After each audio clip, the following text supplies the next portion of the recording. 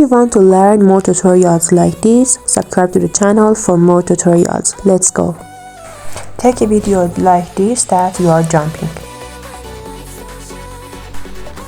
I'll delete the parts where the subject put her foot on the ground. From the speed part, I set the jump parts to curves like in the picture, for each part separately.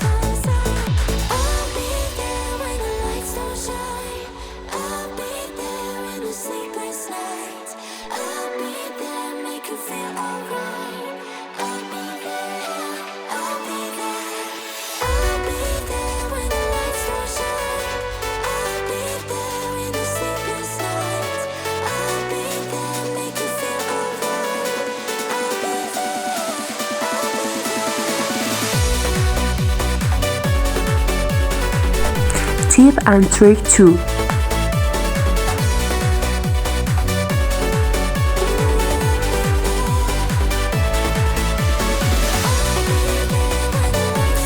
Play the video and click on the parts of the jump you want to be photographed, and from the first section, freeze the parts you like, and the picture will be ready.